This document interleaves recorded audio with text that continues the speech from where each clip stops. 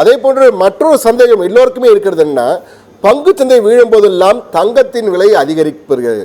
நீங்கள் பார்த்தீங்கன்னா தங்கத்தின் விலை வந்து அதாவது சாதாரணமாக எட்டாக்கனி என்பார்கள், அந்த எட்டாக்கனியை இப்போ தான் நேரடியாக பார்க்குறோமோ அப்படின்ற மாதிரி தான் இருக்குது தங்கத்தின் விலை. அதாவது தங்கத்தின் விலை 68,000 ரூபாய் வந்துச்சு, இப்போ 68,000 சொல்கிறாங்க, 70,000 வச்சுக்கோங்களேன். ஆனால் நகையை வாங்கும்போது இன்னொரு 8,000 கொடுக்க போகிறோம். 78,000 ரூபாய்க்கு ஒரு சவரன் தங்கம் வந்துடுச்சு இந்த நேரத்தில். ஆனால் பங்கு சந்தைக்கும் தங்கத்திற்கும் என்ன தொடர்பு இருக்கிறது? பங்கு சந்தை வீழும் போதெல்லாம் தங்கத்தின் விலை ஏறுகிறது. ஒருவேளை பங்கு சந்தை உயர்ந்தால் தங்கத்தின் விலை குறைந்து விடும் என்று உண்மையா? அதுக்கு அந்த ஈக்குவேஷன் என்ன சார்? அதுக்குள்ள சமன்பாடு என்னன்னு கொஞ்சம் சொல்ல முடியுமா? ஒரு நல்ல கேள்வி இது. பொதுவாகவே வந்து ஒரு நிதி நிறுவனம், நீங்களே ஒரு நிதி நிறுவனம் வச்சுக்கோங்களேன். நீங்க ஒரு 1000 கோடி பணம் வச்சிருக்கீங்க. அப்ப அந்த பணத்தினுடைய மதிப்பை கூட்டுறதுக்காக நீங்க என்ன பண்ணுவீங்க? எந்தெந்த அசெட் கிளாஸ்ல போட்டா உங்களுக்கு லாபம் கூடும்னு நீங்க என்ன பண்ணுவீங்க? பிரிச்சு போடுவீங்க. அந்த மாதிரி இருக்கக்கூடிய அசெட் கிளாஸஸ் அப்படின்னு நம்ம கண்ணுக்கு முன்னாடி இருக்கிறது எது? தங்கம், ரியல் எஸ்டேட், அதன் பிறகு பாத்தீங்கன்னா பங்குச்சந்தை. இப்போ அதே மாதிரி கமாடிட்டி சந்தைன்னு ஒண்ணு இருக்கு. இந்த மாதிரி சந்தைகளை பணத்தை நீங்க என்ன பண்ணுவீங்க? பிரிச்சு போடுவீங்க. சோ தட் உங்களுக்கு வந்து ஏதோ ஒரு சந்தை பாதிக்கப்பட்ட தூக்கி விடும் அப்படின்னு சொல்லிட்டு. சரி, இதுக்குள்ள உறவு முறைகளை நம்ம பார்க்கும்போது பொதுவாக தங்கத்தினுடைய முதலீடு எப்படி பார்க்கப்படும்னா பாதுகாப்பான முதலீடாக பார்க்கப்படும். மற்ற அசெட் கிளாஸ்லாம் நிச்சயமற்ற தன்மையில் இருக்கும்போது, அதாவது எக்ஸாம்பிள் சொல்றதா இருந்தா பங்கு சந்தை நிச்சயமற்ற தன்மையில் இருக்கிறது அப்படின்னு சொல்லும் போது நீங்க என்ன பண்ணுவீங்க? பங்கு சந்தையில முதலீடு பண்ணிருக்கிற பணத்தை தூக்கி கொஞ்சமா குறைச்சி அதை இன்னும் கொஞ்சம் நிலையாக இருக்கக்கூடிய, உங்களுக்கு நம்பி கொடுக்கக்கூடிய அந்த அசெட் கிளாஸ்ல முதலீடு பண்ணுவீங்க. அப்படிதான் தங்கத்தை நம்ம பார்க்கணும். ஆக எப்போதெல்லாம் உலகத்தில் ஜியோ பொலிட்டிக்கல் சிச்சுவேஷன், போர் வருகிறது, இப்ப ரஷ்யா உக்ரைன் போர் நடந்தது, இப்போ இஸ்ரேலுக்கு பாலஸ்தீன இடத்துல அங்க நடந்த ஒரு சூழலாகட்டும், இதெல்லாம் வந்து நிச்சயமற்ற தன்மை கூட்டக்கூடிய விஷயங்களா பார்க்கிறோம். இது வந்து ஜியோ பொலிட்டிக்கல் சிச்சுவேஷன். இந்த நிச்சயமற்ற தன்மை இருக்கும்போது தங்கத்தின்ல வந்து முதலீடு கூட்டுவீங்களா? நீங்க கூட்டுவீங்க. எதனால தங்கம் ஏறுது? வாங்குறது கூடும்போது எதனால நீங்க வாங்குறீங்க அப்படின்ற ஒரு கேள்வி முன் வைக்கும் போது உங்களுக்கு மற்ற அசெட் கிளாஸ்ல இருக்கக்கூடிய நம்பிக்கையை விட தங்கத்தின் மீது அதிக நம்பிக்கை, இல்லைன்னா மற்ற அசெட் கிளாஸ் மோசமாகுமோ என்று நீங்கள் நினைக்கும் போது உங்களுடைய பணத்தை என்ன பண்றீங்க? அந்த அசெட் கிளாஸ்ல இருந்து எடுக்கிறீங்க. பங்கு சந்தையில இருந்து எடுத்து தங்கத்தை நோக்கி நீங்க திருப்பறதா எடுத்துக்கலாம். இன்ஃபேக்ட் கரன்சி கூட நம்ம இதில் எடுத்துக்கணும். டாலருடைய விலை ரூபாய்க்கு எதிராக மாறுறதுக்கும் இன்னொரு காரணமா நம்ம அதை பார்க்கலாம். அப்படி சொல்லும் போது இப்ப தங்கத்துக்கும் பங்கு சந்தைக்கும் உறவு முறை, பங்கு சந்தை எப்போது இறங்குறதோ தங்கம் ஏறும், பங்கு சந்தை எப்போது ஏறுகிறதோ அப்போது தங்கம் வந்து இறங்கும் அப்படின்னு ஒரு உறவு முறை காலங்காலமா இருந்து. ஆனா இந்த உறவு முறைகள்லாம் இப்போது பெருமளவு பாதிக்கப்பட ஆரம்பிச்சாச்சு. எப்படின்னு சொன்னா, பங்கு சந்தை கடந்த சில வருடங்களாக இருந்தது. நிப்டி எடுத்துக்கிட்டீங்க அப்படின்னா கிட்டத்தட்ட 15,000 இருந்து 25,000 அப்படின்ற ஒரு அளவுக்கு இந்த 2 வருஷத்துல ஏறினது. அதே காலகட்டத்துல தங்கமும் பாத்தீங்க அப்படின்னா ஒரு அவுன்ஸ் $1,250 இருந்து $2,200 ஏறிது. பங்கு சந்தை ஏறிய காலகட்டத்திலும் தங்கம் விலை தொடர்ந்து ஏறிக்கொண்டிருக்கிறது. எனக்கு ஒரு சின்ன அச்சம் வருது இந்த சமயத்துலதான். ஒருவேளை நம் கண்ணுக்கு புலப்படாத ஏதோ ஒரு பிரச்சனைகள் சந்தையில் இருக்கிறது, உலக சந்தையில, அதனாலதான் தங்கத்து மேல எல்லாருமே வந்து முதலீடு செய்ய ஆரம்பிச்சிருக்காங்களோ, கண்ணுக்கு தெரியாத ஒரு பிரச்சனைகள் வருமோ அப்படின்ற ஒரு அச்சமும் சைடு பை சைடு. ஏன்னா தங்கத்தின் விலை அபரிதமாக ஏறுறதுன்றது வந்து ஏதோ பெரிய பாதகம், ஏதாவது பொருளாதாரத்தை ஏற்படுமா? நான் சொல்றது உலக பொருளாதாரத்தில், குறிப்பா இந்தியன் சொல்லல, உலக பொருளாதாரத்தில் தான் பாதிப்பு ஏற்படுத்துமோ என்ற அச்சமும் எனக்கு உண்டு.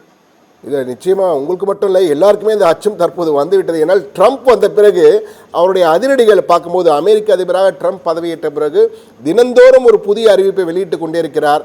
இந்த நாடு என்னுடைய நாடு என்றார், ஒரு பெரிய நாட்டே தன்னுடைய மாகாணம் என்கிறார், வரி போடுகிறார், பல அச்சுறுத்தல்கள் தொடர்ந்து வந்து கொண்டே இருக்கிறது. அவருடைய ஒவ்வொரு நடவடிக்கையும் ஒரு தலைப்பு செய்தியாக, உலக தலைப்பு செய்தியாக மாறிக்கொண்டிருக்கிறது. எனவே அவருடைய அந்த அதிபராக பதவியேற்றதன் காரணமாக தான் இந்திய பங்கு சந்தைகளில் இப்படி ஒரு மாற்றம் ஏற்பட்டிருக்கா, தங்கத்தின் விலை இப்படி ஒரு ஏற்றம் இருக்கான்ற ஒரு சந்தேகம் பொதுவாக எல்லாருக்கும் வரக்கூடிய வாய்ப்பு இருக்கு. அதே சந்தேகத்தை ஒரு கேள்வியாக உங்ககிட்ட கேட்கிறேன், பதில் சொல்லுங்க சார். கண்டிப்பா. எப்பவுமே நான் சொன்னேன், பங்கு சந்தைக்கு வந்து நிச்சயமற்ற தன்மை இருந்தா அது நர்வஸ் ஆயிடும், பயப்படும் பங்கு சந்தை. அந்த நிச்சயமற்ற தன்மை உருவாக்கப்படுவது என்பது பல்வேறு காரணங்களால் நிகழும். அந்த பல்வேறு காரணங்கள் அப்படின்னு நம்ம சொல்லும்போது, ஏற்கனவே நான் சொன்னேன், இந்த மாதிரி ஒரு வார் வரக்கூடிய விஷயம் நிச்சயமற்ற தன்மை உருவாக்கும். அதே மாதிரி இப்போ ட்ரம்ப்பை பத்தி நீங்க சொல்லும்போது, அவர் சொல்லக்கூடிய பல்வேறு நாலு ஒரு மேனி பொழுது ஒரு வண்ணமாக அவர் ஒரு அறிவிப்புகளை வெளியிட்டே இருக்கிறார் இல்லையா? டேரிஃப் சம்பந்தமா, இந்த நாட்டு மேல இந்த டேரிஃப், அந்த நாட்டு வந்த டேரிஃப் அப்படின்னு சொல்லும் போது அப்ப இந்த பொருளாதார ஈக்குவேஷன் எல்லாமே அடிபட ஆரம்பிக்குது. ஒரு எக்ஸாம்பிளுக்கு சொல்றதா இருந்தா, இப்ப இந்தியாவிலிருந்து அமெரிக்காவுக்கு ஏற்றுமதி செய்யக்கூடிய நிறுவனங்கள் திடீர்னு வந்து ட்ரம்ப் வந்து உங்க நாட்டு மேல 25% வரி போடுவேன் அப்படின்னு சொன்னார்னா, இந்த நிறுவனங்களினுடைய அந்த லாபம் குறைய ஆரம்பிக்கும், பங்கு சந்தையில் வீழ்ச்சி அடையும். இது வந்து நேரடியா நடக்கக்கூடிய ஒரு விஷயம். ரெண்டாவது, அந்த 25% வரி போட்டாங்க அப்படின்னு சொன்னா அந்த நாட்டுல அவர் சொல்ற கணக்கு இன்னும் தெளிவா புரியல.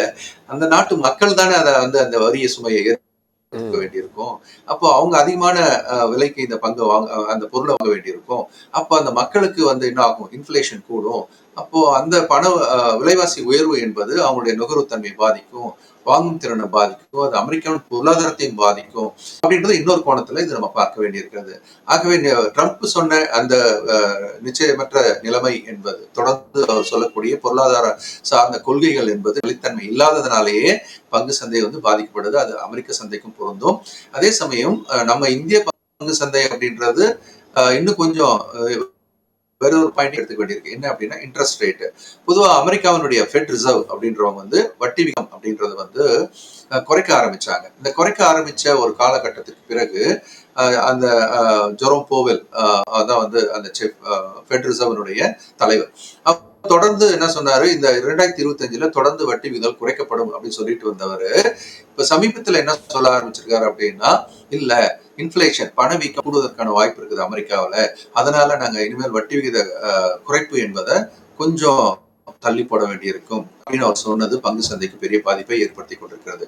இந்தியாவில் எடுத்தீங்க அப்படின்னு சொன்னா உள்நாட்டுல ரிசர்வ் பேங்க் ஆஃப் இந்தியா அங்க வந்து ஃபெட் ரிசர்வ் எந்த அளவுக்கு வட்டி விகிதம் குறைச்சாங்களோ அந்த அளவுக்கு இங்க குறைக்கவில்லை. இப்பதான் ஒரு 0.25% குறைச்சிருக்கிறாங்க. அந்த 0.25% குறைப்பு நடக்கும்போது கூட நம்ம ரிசர்வ் பேங்கோட கவர்னர் என்ன சொன்னார் அப்படின்னா, வரக்கூடிய காலங்கள்ல வட்டி விகித குறைப்பு என்பது இருக்குமா என்பது ஒரு கேள்விக்குறிதான்ற மாதிரி அவர் வந்து ஒரு ஹிண்ட் கொடுத்திருக்காரு. கூடவே இந்தியாவினுடைய ஜிடிபி வளர்ச்சி என்பது இந்த வருஷம் வந்து எவ்வளவு வளரும் நாங்க ஏற்கனவே கணிச்சிருக்கோமோ 6.7 அது இல்ல 6.4 தான் முடியும் என்பதும் அடுத்தடுத்து வரக்கூடிய அடுத்த வருடத்திலும் எதிர்பார்த்த அளவுக்கு பெரிய வளர்ச்சி அதாவது இதே அளவுல மெயின்டைன் பண்றதுக்கான வாய்ப்பு இருக்கு. பெரிய வளர்ச்சி இருக்காது என்பதும் இந்திய பங்கு சந்தை தற்போது நேரடியாக பாதிக்கிறது. அத இன்ட்ரெஸ்ட் ரேட் ஒண்ணு சொன்னேன். அதனுடைய சைக்கிள் டவுன் சைக்கிள் வந்து அது வந்து இப்போ இறங்குமான்றது ஒரு கேள்விக்குறியா இருக்கிறதும் நிச்சயமற்ற தன்மை ட்ரம்ப் அவர்களுடைய தொடர்ந்து கொள்கை ரீதியான முடிவுகள் என்பவை தொடர்ந்து மாறிக்கொண்டே இருக்கிறதுனாலும் பங்கு சந்தைக்கு அது வந்து ஒரு பாதிப்பை ஏற்படுத்துகிறது. கூட ஒரு சின்ன விஷயத்தை நான் சொல்லிடுறேன். ம். நீண்டகால முதலீட்டாளருக்காக நான் சொல்லக்கூடிய ஒரு விஷயம் பங்கு சந்தை வீழ்ச்சி அடைவது என்பது 2008 அப்படின்னு பார்க்கும்போது உங்களுக்கு ஏற்கனவே தெரியும் லேமன் பிரதர்ஸோட பிரச்சனையினால ரிசெஷன். வேர்ல்ட் மிகப்பெரிய ரிசெஷன். வீழ்ச்சி அடைந்தது. அது 1.25 வருஷம் இருந்தது. அதன் பிறகு ரெக்கவரி ஆச்சு. அதே மாதிரி கோவிட் பீரியட் எடுத்தீங்கன்னா ஒரு வருஷம் கிட்டத்தட்ட 6 மாசம் பெரிய வீழ்ச்சி அடைந்தது. அப்புறம் மீண்டும் ரெக்கவரி ஆச்சு. அதனால நான் இந்த தகவலை கூடவே ஏன் சொல்றேன் எல்லாம் பயமுறுத்தல் செய்தியாக சொல்லலை அப்படின்றதுனால இது வந்து இன்னும் 6 மாதத்திலிருந்து ஒரு வருடம் சிரம திசை இருக்கும். அப்புறம் பங்கு என்பதையும் சொல்றேன். அதனால நீண்ட கால முதலீட்டாளர்கள் இந்த இறக்கங்களை வாய்ப்பாகவும் பார்க்கலாம். ஒரு வருடம் 1.5 வருடம் காத்திருக்க தயாரா இருக்க வேண்டும் என்பதை கூடுதல் செய்தியா சொல்றேன்.